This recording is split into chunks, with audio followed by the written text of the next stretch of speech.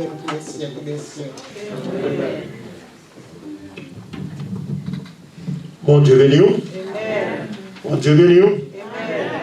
Ben, à Soya, nous n'avons pas présenté un étranger, mais on a présenté un serviteur qu'on connaît déjà. Et nous dit le Seigneur merci, parce qu'il permet que nous ne pas voulu ça, il y a un réveil proprement dit. Parce que nous connaissons un réveil, nous n'avons pas beaucoup de réveil, c'est ça. Mais nous relais semaine, c'est une semaine spirituelle, une semaine de remerciement. Objectif là, non, plus que 300 000 personnes qui mourent, nous ne pas la donner. Donc il faut nous bailler Seigneur à remerciement. Est-ce que nous là?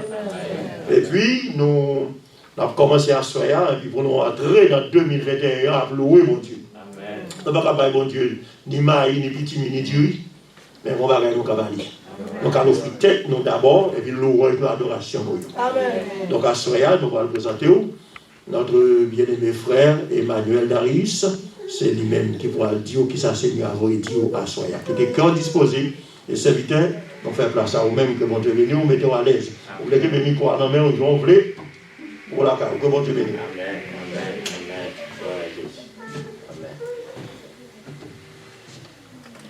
Bon Dieu bénit l'église. Bon Dieu bénit l'église là. Il y a quelques jeunes barres comme ça. On a quoi tant ça pour le finir. Et puis, s'il va être fini, nous allons la carrière, nous allons venir dans le ciel. Nous allons vivre au nom de Dieu. Les alliés, une bonne salutation, madame Mouela. Et qui t'a supposé là avec nous, mais ils sont au programme en bas, il est obligé en bas. Et Daniel était là avec nous. Et il y aura aller descendre avec lui tout de même. Mais elle dit bien, je voulais la voix. Nous comptons un peu pour nous la soirée.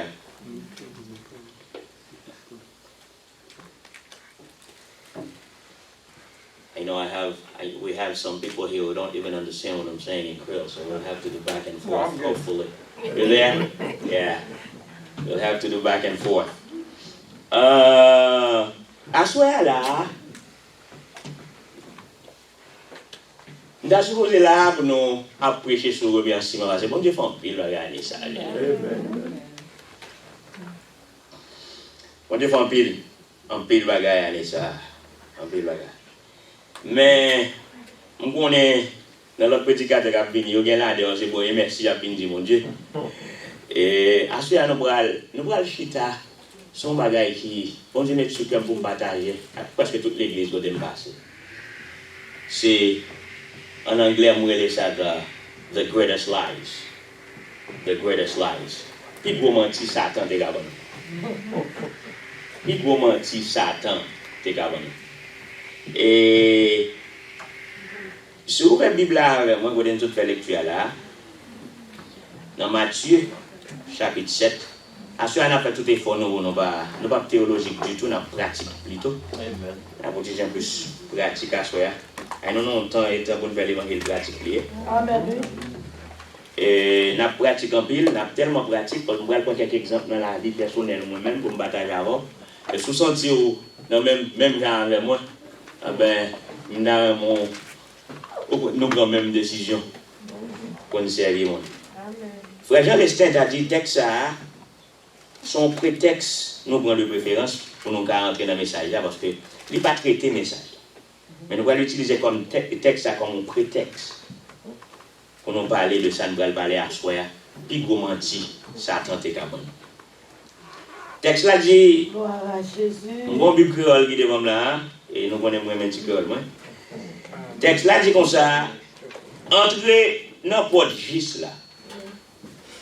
Parce que, porte qui l'âge là, chemin qui facile là, amène nous tout droit dans la mort. Il y a un peu de monde qui passe là-dedans. Mais porte qui est juste là, chemin qui est difficile là, amène nous droit dans la vie. Pas de un peu de monde qui vient. That was Matthew chapter 7, verse 13 and 14.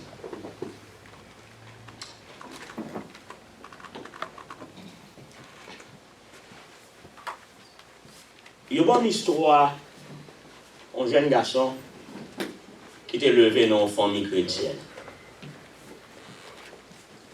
La Kali, maman, la papa, c'est l'évangile, il était qu'on prêcher, tap prêché. Même si on groupe d'amis qui prend, un groupe d'amis qui retire monsieur dans le chemin, maman, la papa, il tracé pour lire.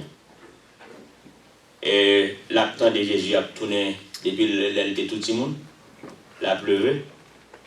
Et c'est l'église elle-même montré. Tout le monde voit ici, on dit ça bien. Il dit pour connaître ça ici, il y a 3 L. Il a testé au bureau de Haïtien. 3 L, ça veut dire que vous connaissez bien comme Haïtien. L'école, la caille, l'église. C'est ça que vous avez fait, c'est ça que vous avez montré, c'est ça que vous avez levé le connaît. Et puis mon groupe d'amis qui viennent pour faire expérience avec. Now, oh, you're going to translate for me? Oh, praise the Lord. That makes it easier. I'll try. Praise the Lord. Praise the Lord. I was going to try to translate, but I like it like that. Praise the Lord. All good?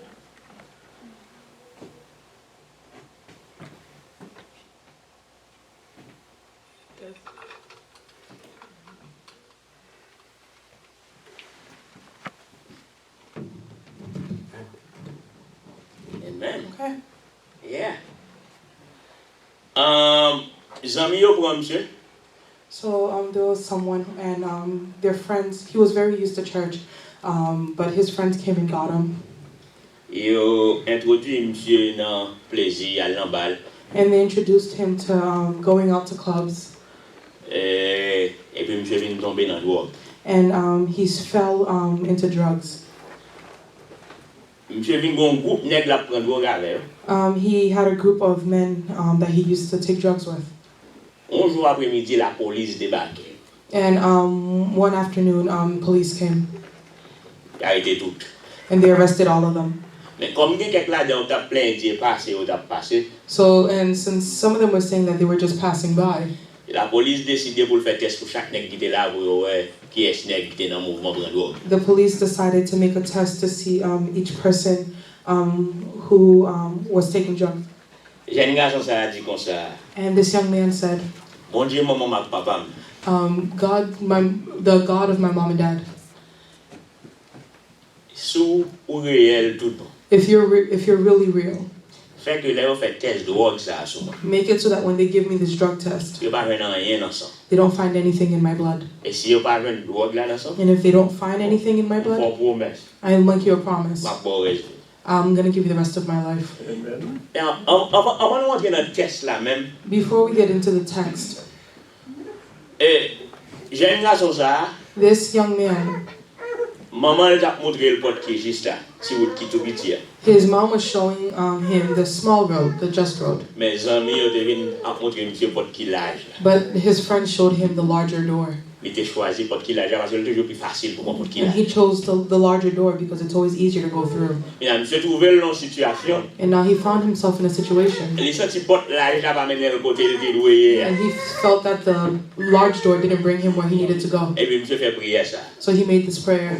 Et puis là on fait faire test là, And when they did the test, il pas mener rien dans ça.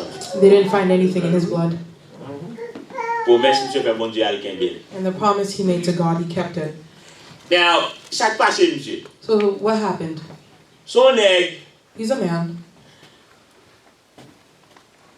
maman t'a montré le chemin de l'église. His mom was showing him the way of the church. Mais ennemi, But the enemy, il va monsieur même menti le kon ba moi. the enemy gave him the lie that he even gave me. Ba kon sou même là avec. I don't know if you're like me. M'bral faut ti repas ça avec. I'm gonna go through a few things with you. Menti ennemi te kon ba moi. The lies that the enemy used to give Ou est sous me semble avec. to see if you look like me. Sous semble avec. And if you feel that you look like me, Conseil opposition pour en bral. then the position I took, take it as well. M'songe I remember l'enda pleuvé tout petit. when I was growing up, really young, Dès que plusieurs bagages qui te kon a fait me penser mon problème. I had a lot of things that used to go through my mind and give me problems. Dès qu'on perd en pile. And I used to be really scared. Premier problème moi te kon gen. The first problem that I had Dans zone côté me kon habiter a. is the area that I lived in. Ah, la dame bral problème. Il te grand pile loup-garou. There was a lot of the demons and, you know, Witches. witches. Yo te kon ap tout manje ti moun an pe. And they used to eat kids a lot, kill the kids. Yeah. Là m'a levé me gen problème m'a demandé parce que wap m'a dit tout, est-ce que c'est pas au cap l'autre ti moun qui va mourir. And you're growing up and you're always asking yourself if you're not the next kid that's going to die. Devant l'autre problème encore. And I had another problem. Pays a été dur. It was a very difficult country at the time. Et puis m'a demandé mais comment m'va aller ici dans la vie? And I kept asking myself, how am I going to make it in Qui life? chemin m'va aller passer What road am I going to take pour me réussir dans la vie? to become successful in life? M'te aimé l'école en pile. I love school a lot. M'te intelligent à I l'école. was intelligent in Même school. mon paquet l'autre qui était intelligent même avec. But I saw a lot of other people who were intelligent like me, who was more intelligent than I Moi was. quand au passé, I see what happened to m'a demandé them. mais pour ta avenir. And I'm asking myself, what avenue should I take? Where do I go? Et puis maman c'était un petit malheureuse qui t'a bataille pour qu'on lui papa me prendre plaisir. And my mom was a single mother, you know, fighting on her own. My dad was, you know, in the pleasures of the world. La vie apparaît toi. And life looked dark. Pendant que je continue à grandir, il y a l'autre peur qui venir encore. And as I got older, I had more fears. Pour aller à l'école, I'm going to school. finir l'école, I need to finish school. pour aller à l'université. I have to go to university. Bon, qui est marié?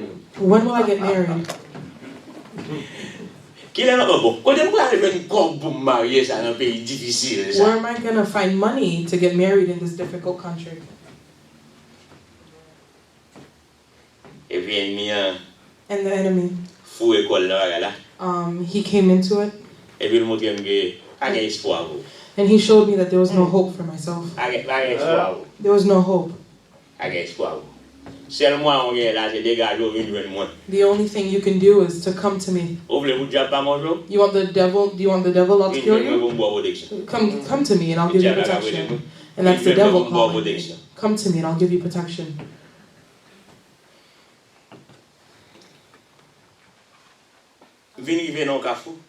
And I came to a place La nuit, je me coucher. at night while I was laying down. Là, je commence à grandir, je suis dans le philo. Non, beaucoup dans le philo, parce que je me convertis, je me faire seconde. Là, ça, dans zone 16 ans, comme ça. So by that time, I was around my 16, 17 years old. Et puis, je réfléchis, je fais mathématiques. And I'm doing the mathematics, I'm thinking, Dans quelle année je finis l'école? what year will I finish school?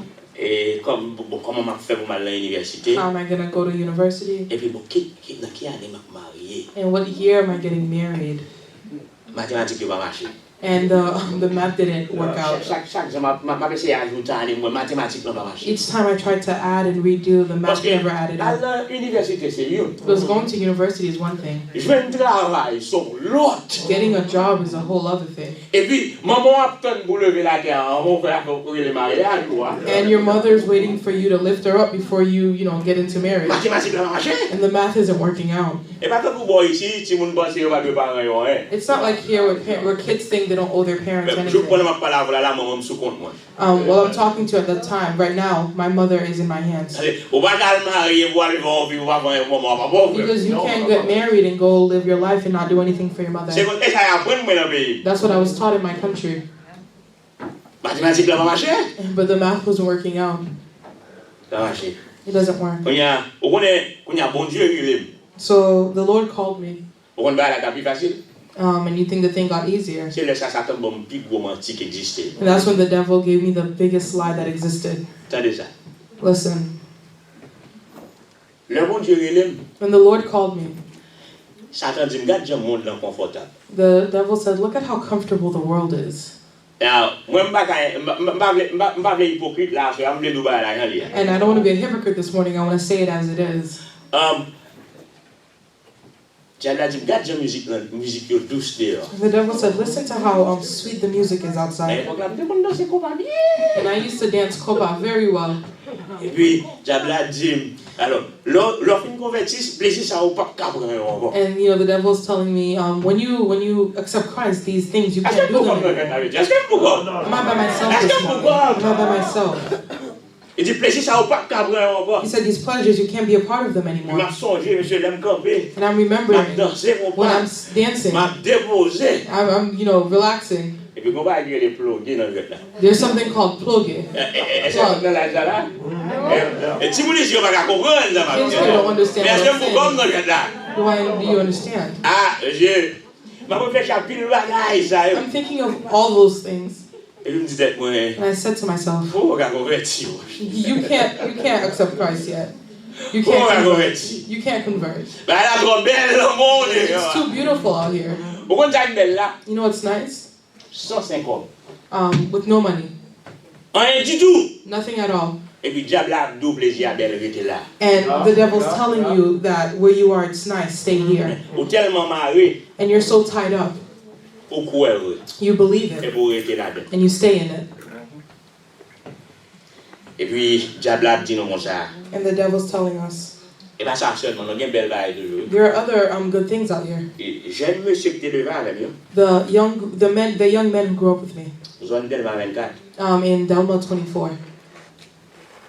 Qui gagne on va les bailler ça. There was a The one boîte de nuit. It was like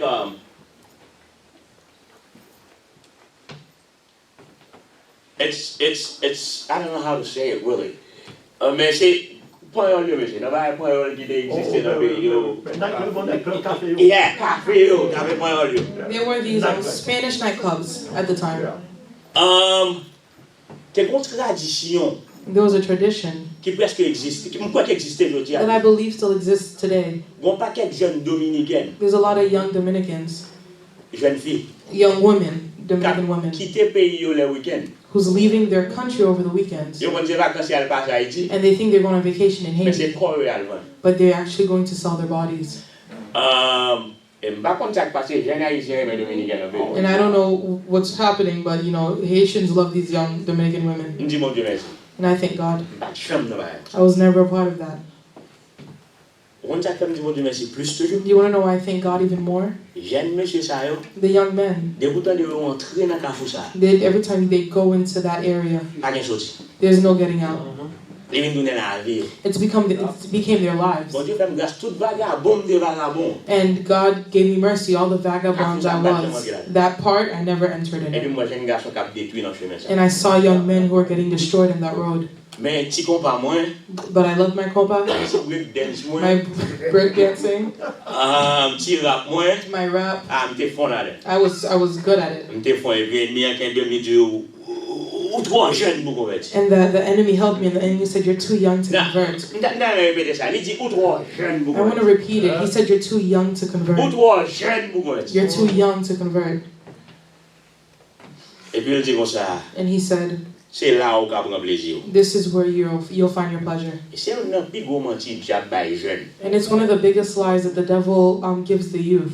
Il dit c'est dans le monde long qu'on prend plaisir. He tells them that it's in the world that you'll find pleasure. Ou pas qu'on prend plaisir dans les lieux. You can't find pleasure in Et the pour faire world. convertir, Well, if you convert, bah les pères ou après. you're starting, you're taking care of old people stuff. Bah grand monde net ou après. You're all adult stuff. Quand il y a na pour jeune moi qui attendent là, So for the youth that are listening, n'a me poser question ça. I want to ask this question.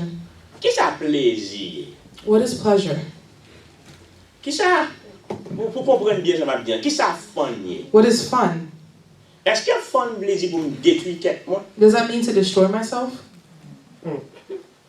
Parce que Jean Diable a parlé avec nous, tant qu'on le fait nous sentir que plaisir plaisir détruire la vie. Because the way the devil talks to us, it sounds like pleasure means destroy your life. On faut y réfléchir parce que quand il y a un gars réfléchir. Let's think, because now I can think. L'homme tourne dans le temps ça yo m'a regardé. When I reflect back on those times that I'm looking at, Ça Diable a déconné les plaisirs. what the devil used to call fun, C'est aller danser, it's going out dancing, boire clairin, drinking alcohol, fumer, smoking, drogue, drugs, et puis coucher à droite à gauche. and sleeping around left and right. Et est-ce que ça c'est fun? And is that fun? Non, si le fun il y a la même problème. If it's fun, then I have a problem. Parce que le m'a c'est définir fun, non? Because when I'm trying to define fun, Il dit c'est prendre plaisir mais sans pas faire tête mal. it means to take pleasure without harming myself. Jouir la vie, mais sans pas faire tête moi mal. Enjoy life without harming myself. Et puis, ennemi a mis ce chemin là, ça devant nous. And the enemy puts this large road in front of us, Et puis, nous tous entrer là-dedans. and we all enter it. On va amener un jour à soir. There's something I want to tell you today. N'a mon clair à soir. I want you to see clearly today. N'a mon clair à soir. I want you to see clearly tonight. Puis bon côté au cap prendre plaisir. The best place you can find pleasure C'est en Christ. is in Christ. Vous avez même compris ça? You want to know why? Ma prendre plaisir. I'm gonna have my Pas fun. faire tête moi mal. I'm not harming myself. Ma prendre plaisir. I'm having fun. M'ba dans ta fia. I'm not drinking. Nous tous connaissons alcool pas bon pour nous. We all know alcohol isn't good for us. Ma prendre plaisir. I'm having fun. M'ba dans fumer drogue. I'm not smoking drugs. Nous tous connaissons la drogue qu'a fait nous. We all know what drugs can do to Drogue fait us. voler comme maman nous ak papa nous It makes là. us steal our parents' money when they're not there. Yo fait laguer dans la It rue. makes us out in the street. Bien là des perdu tête yo. Some people lose their minds, they go crazy. Pendant notre Christ pas prendre plaisir, pas rien ça. While I'm in Christ and I'm enjoying myself, I'm not a part of that. M'bo fini non? And I'm not done. M'bo fini. I'm not done. Vous t'avez dans nos bagages? Want to hear something? Pendant notre Christ, While I'm in Christ, m'ven la paix. I find peace. Non moi même là. Pendant notre Christ, While I'm in Christ, m'ven la paix. I find peace. L'homme bin converti. When 17 ans, dans 18 ans. I converted to Christianity 17 going on 18. M'gèt fait pile dégâts dehors. And I had already done a lot of things out there. Mais comment va réaliser? Tout bien tout de suite. But there's something I realized immediately. J'aime dès qu'on a battu mes problèmes, j'aime dès qu'on peur avant. The way that I gave myself problems and I was fearful before. Pas peur comme ça encore. I'm not scared like that anymore. Jésus m'a mis la paix. God gave me peace.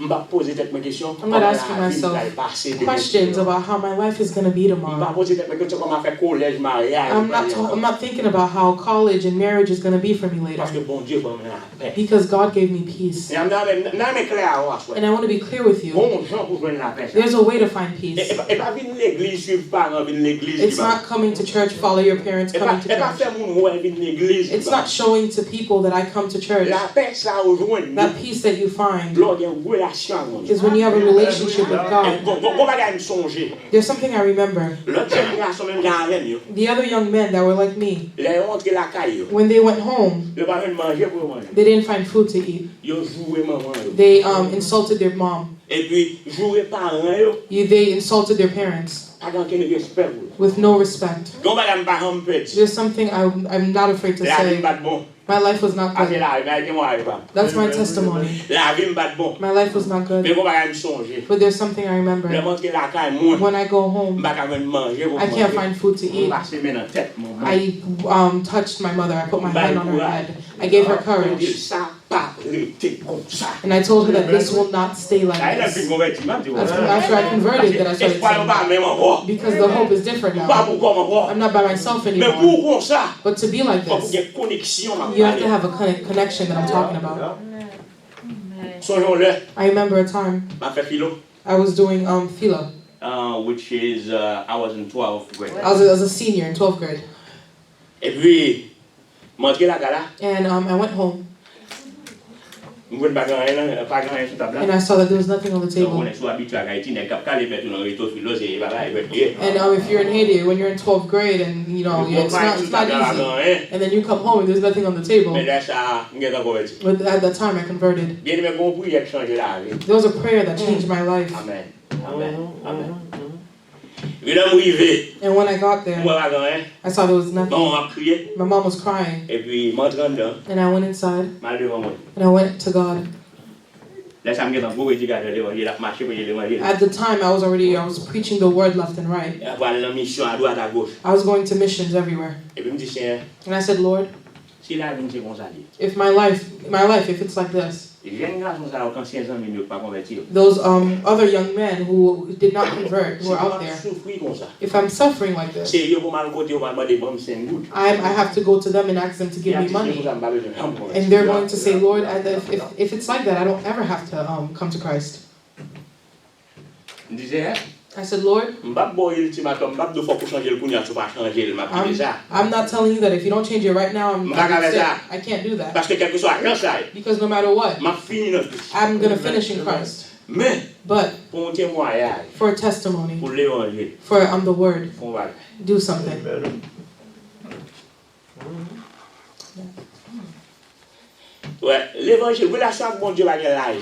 Your relationship with God doesn't have an age. I remember there was a preacher who came to last hour, and he said, God doesn't have grandchildren. Do you know what that means? God does not have grandchildren. That means he's your dad's dad, but he's your dad also. He's not your grandfather. So it doesn't matter your age. You can have a relationship with him. And I thank God because he made me understand that early. I would like you to listen. Not only did he give me peace, what's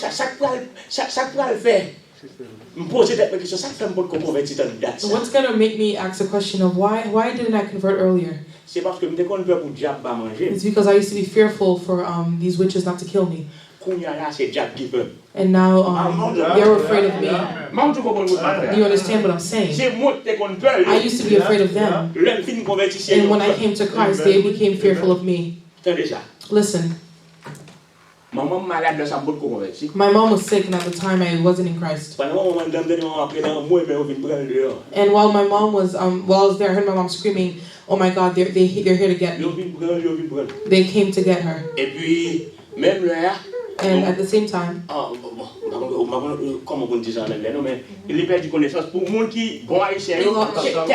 she lost consciousness.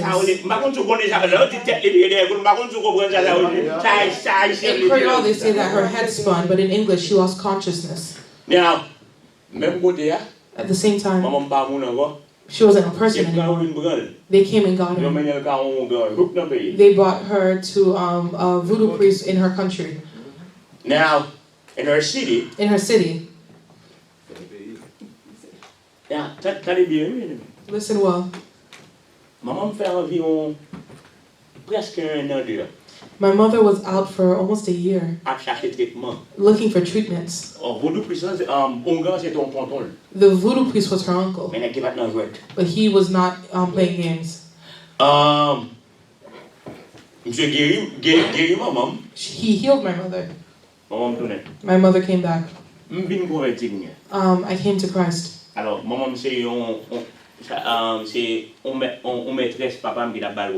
My mother was a mistress. My dad's mistress. My mother was my dad's mistress. No. My dad's mistress was. My dad's mistress. Okay, his father's mistress was after his mother. Now, and when I came to Christ, 18 years old, the same thing happened again. Me and her were in the house alone. And I heard her screaming again. They came to get me. And I said, "Don't come to me." I came to Christ. And I'm preaching the word for real. Serious, the word for real. And you see me, that's the way I am. I was never a big person. But my mother was a big woman. And while she was saying this, at the same time, I grabbed her. I picked her up. And I'm praying inside of the house. I'm walking and I'm praying. I'm walking, I'm praying. I'm walking, I'm praying. And at the same time, my mother became normal. And it never came down to that again. I used to be afraid of them. But when I came to Christ, they became fearful of me. That's why one of the biggest lies the devil will tell you is that you are fine where you are. You're lying, he said you're good. You're living outside of marriage, he said you're good. You're fornicating, he says you're good. Tells you you're too young to take God seriously. And so that he can choke you and finish with you where you are.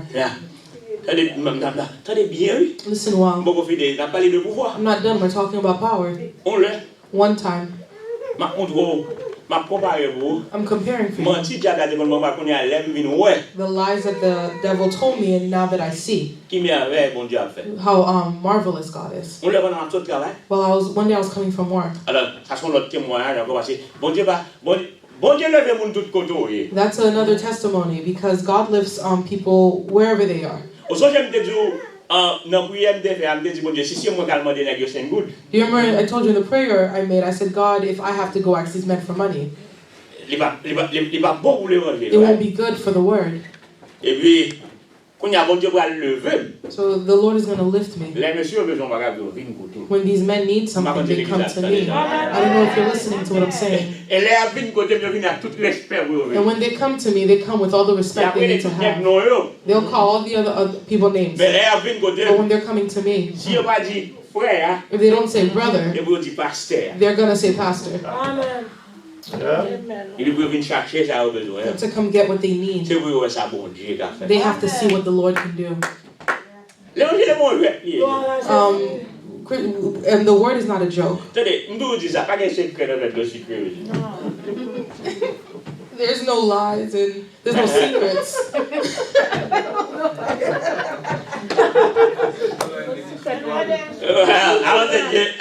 don't think you should say that.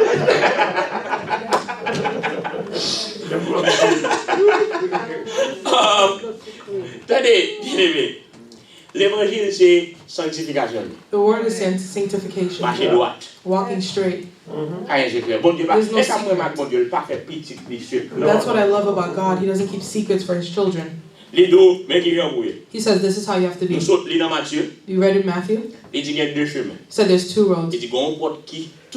There's a door that's really small. There's a door that's large. He said go into the one that's small. What else is he supposed to tell you?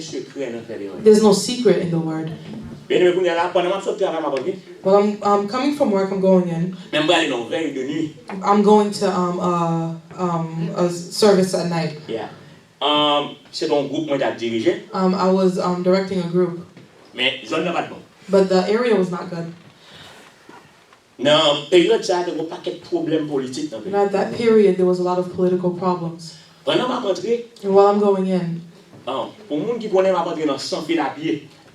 people who know, I'm going in a place called Saint-Phil-à-Pied. And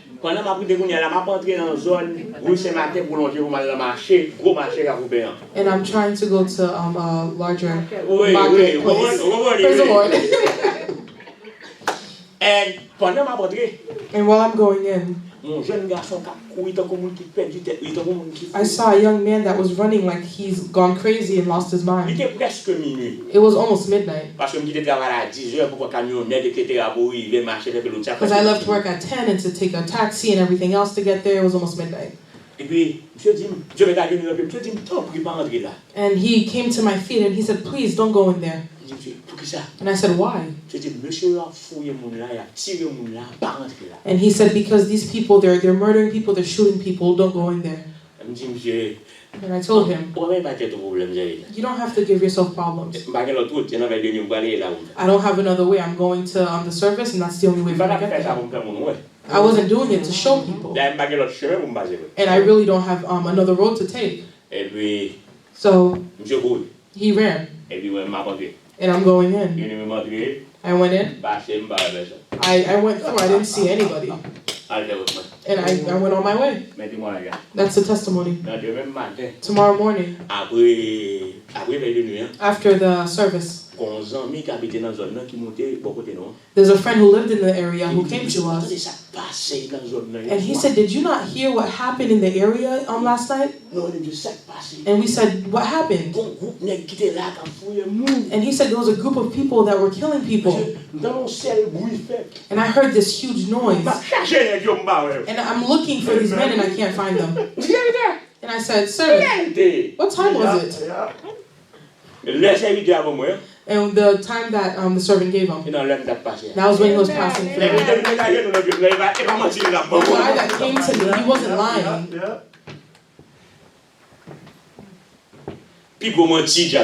The biggest lie the devil tells you. The time is going. I don't have time to talk. I'm going to go into the lie that's in this world today. People. My beloved brothers and sisters. Frères et sœurs. Entrez dans la porte étroite là. Go into the small door. Entrez dans la porte étroite là. Go into the small door. Pas suivre chemin là. Don't go into the large one. Today, I hear they're making a lot of people scared. I received a lot of messages. They're not a lie. A lot of things being said. There's a vaccine out there that's making a lot of people panic. And it makes a lot of people scared. I'd like to tell the church something tonight. The same God that used to protect his kids. That's the same God that's here today. Now we're older. We're not going to take lies from the devil. I don't know if you understand. We're older. We're not taking lies from the devil anymore. The devil can't make us scared anymore. That time has passed. He can't make us scared anymore. Some people can't sleep. Some people are crying. That's asking, what am I going to do? And some people are making them scared. But there's something I want you to know. God has never abandoned his children. And I'm bringing news for you. I have news for you. It's not now that he's going to start. He never abandoned us in the past. And he's not going to start now. Listen well what I'm going to say. They showed us the image of a pastor. I'm not sure if it was a pastor or a priest, but it was some part of a religious belief that was going into his church in Italy during the pandemic. And a lot of yells were happening in the room. There was a lot of chairs inside where people used to sit, and now they're just their names, and they're not there anymore. I want to ask you a question. How many people are you listening?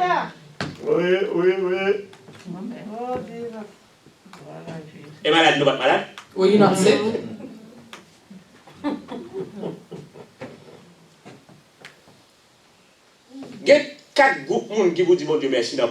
There's 4 groups of people who should thank God in this pandemic. The first group is people who were never sick.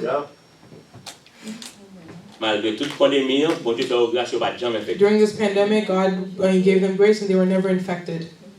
And they should thank God. The second group of people who should thank God. I'm part of that group. People who were infected. But they didn't cough once.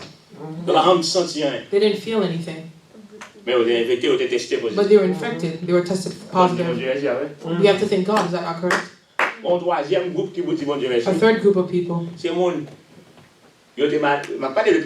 talking about Christians here. They were sick. Real sick. Bad pain. Some of them went into ventilators. And God brought them back. Those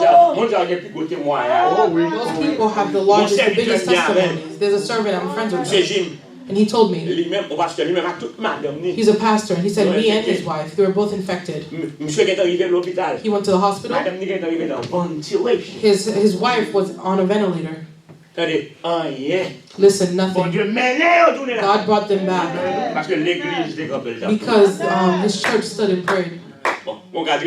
There's a 4th group. You want to know who that is? There's a lot of people who are infected and didn't know it.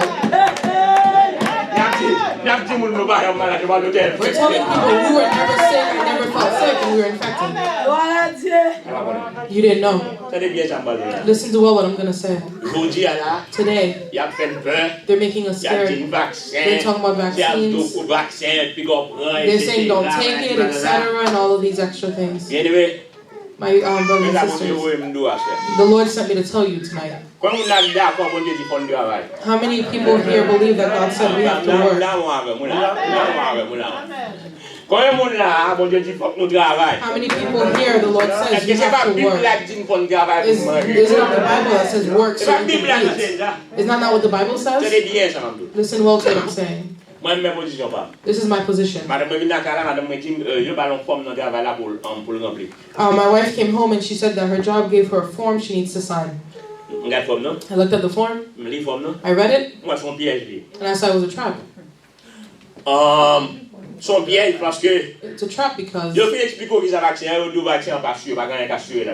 explain the vaccine and they basically said that they don't know what's in it, what's going to happen, how it works. But they want you to sign it. And what's weird is you sign it. If something happens to you, you can't sue anyone. They're not responsible. I want you to follow me because this is something serious. I read it and I gave it back to her. And I highlighted every place that showed that there was no insurance for taking this vaccine. And I said, bring it back. Tell them you're not taking it. And for this is for the reasons, all those reasons that highlighted are why you won't take it. Now hear me out. And listen to me. And I told her, if they force you and they say you have to take it, there's no problem. You're going to sit, you're going to take the vaccine, and the Holy Spirit will come in its place. We're not going to bring ourselves. You say I don't have a guarantee. I'm not going to bring myself. But if I have to take it, I'm going to sit and take it, and the Holy Spirit will take the vaccine. Hallelujah. One of the things that made me sad is because I see a lot of leaders in the church talking. And I'm asking myself, where's their good sense? You can't tell me that they're giving me the 666. I don't understand. What Bible did you read that from? What Bible did you read it from? How are they giving me the mark of the beast? Does that mean that the church went up and I didn't know? Don't play with serious things. The same God that was here yesterday, that's the same person who's here today. Let me tell you something quickly. Do you know how many things the devil has done to break the church? I'll give you a story very quickly. When Christ was born, and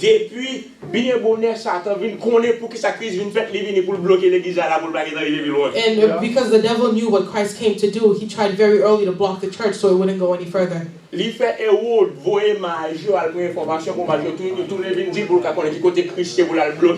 made King Herod send his people to go find the location of Christ to come back and report to him where Christ is. They lied to him and didn't go. He saw that they lied to him. And because he already knew what area, what did he do? These babies were just born. They said, Herod, they were just born, they're babies. And he had no reason to kill babies from 0 to 2 years old. But the devil wanted to assure that this hit that he's going to hit, he doesn't miss it. So every male child from 0 to 2 years old, kill them. And he thought he was good. And Christ was here. There was a plan for the church to get here. And the story continues. And he tempted Christ to finish with Christ. You know the story already. He can't. So now he came. So Christ died and he thought he killed Christ. He thought he was good. He thought he killed Christ. Listen. There's something that he missed. Christ had to die for us to get here. When he sees that he's still not good, L'église a commencé avec M. Apôtre Christ qui était. And then the church started with the disciples that Christ left. And he started persecuting them, and he started making them die one by one. He killed Jack the Great. And after he killed Jack, the church started breaking apart. And he thought he was good. There's something he forgot. It's plans of God for the word to spread around the world. He thought he was good. And they're going after the church. Persecution after persecution after persecution. There's this historian called Joseph Hughes. He's not a Christian. But he said something I love. He said, right after they killed the Christians, the more they kill Christians, the more people come to Christ. It's almost like saying the blood of the Christians dying. They became ingredients to make more Christians rise. People are dying, people are coming to Christ. And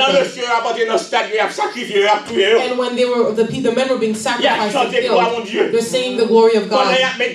While they're being set on fire, they're singing the glory of God. While they're putting them in the middle of lines and like tearing them apart, they're singing the word of Christ. The people who came to the stadium to clap, while they're in the stadiums, they're crying. They say there's something serious. Instead of clapping, they're coming to Christ. It's not just today.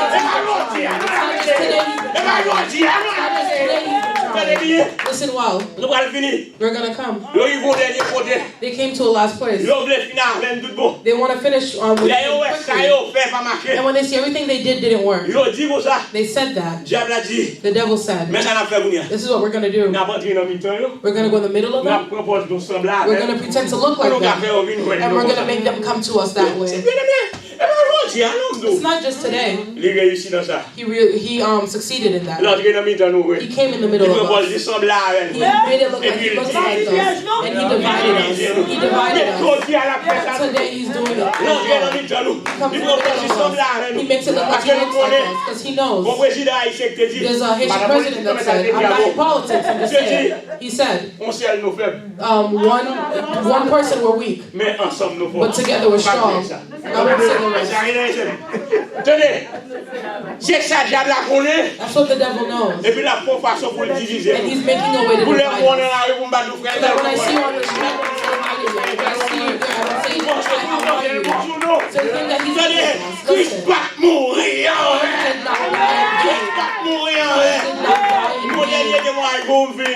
I have a last testimony. The time is here. There was a man, an artist. I can't remember his name. But he wrote a book. But before he wrote the book, his objective was to write the book to show all the Christian communities their Bible is a joke and throw it away. There's nothing serious in it. And he wants to show people that this Christ thing, it's nothing. And he's doing research. And he got to a place where he wrote the book, but the book he thought he was going to write, that's not what he wrote. You want to know the title of the book? The Bible, the title says, Who moved the stone? Who moved the stone? He wanted to write against Christ. But in all the research he made, he realized that the deeper he goes in the research, he's affirming Christ's position. He's saying, is that a person more realistic than Christ? He wrote a book. I encourage everyone who's here. Who moved the stone? Go look for it. Who moved the stone? It's one of the biggest books out here that defends Christ. Its origin was to show us that we weren't serious. Christ wasn't serious. It's not just today they've been trying. It's not just today they've been trying. Listen well what I'm here to say. You can take your position not to take the vaccine, but if they force you to take it, it's true they want to lower the world's population. The church isn't a part of it. The church isn't a part of it. The church isn't a part of it. pas nous à Christ. L'ennemi veut pour nous laisser Christ. Et c'est comme ça la vie. Au nom de Jésus. In the name of Christ.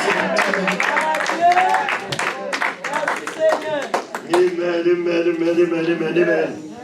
Alléluia. Qu'est-ce qui voulait roche là? Amen. Qui est-ce qui voulait? Amen. Tu me poussais pour me faire tomber, mais l'Éternel m'a secouru. Amen. Nous ne pouvons pas plus. Nous avons plutôt la belle parole ça au dans déjà. Et puis on va dormir avec eux et puis ruminer. Donc nous attendons demain soir. À quelle heure vous songez? À 7 heures. Nous attendons. Nous mettons nous debout. Nous ne pouvons pas plus. Nous allons prier pour nous voir aller. Parole dans ça qui sont dit là à soi au nom de Jésus. Amen. Éternel, Dieu de toute l'éternité. À soi, Seigneur, nous rendons action de grâce. Nous remercions Seigneur Dieu pour Frère Emmanuel Darius, pour permettre à Soya, qui est le deuxième prédicateur. Matin, nous avons gagné Frère Termilus, qui est réveillé nos matins avec un message. Et à Soya encore, nous avons gagné Frère Emmanuel qui voit avec un souper qui est solide pour nous dormir. Seigneur, demain, si Dieu veut, nous remettre les mains. Nous connaissons même bon Dieu qui commence ce matin, qui est là à Soya. On va là demain, on va là mardi, on va là mercredi, on va là jeudi pour nous entrer dans 2021. Et ce n'est pas seulement jeudi, on va là tout le temps nous sous terre, tout le temps nous souffle dans nous. Nous te remercions. Bénis tout chacun. Bénis chaque monde qui suit nous, Seigneur Dieu, sur Facebook, chaque monde qui suit nous sur YouTube, on va bénir de façon spéciale côté Yoya. Et ça au Seigneur, qui va prendre volant pour y aller la caillou d'apprendre de accompagner au Seigneur. Fais-nous arriver en bien. Et demain, si Dieu veut, on va nous tourner en bien. C'est pour ça que nous crions devant au Père Saint, dans nos Jésus qui est vivant et qui est toujours vivant au siècle des siècles. Amen. Enfin, mes yeux levés, mais là, et frère, j'ai pas prononcé la bénédiction pour nous.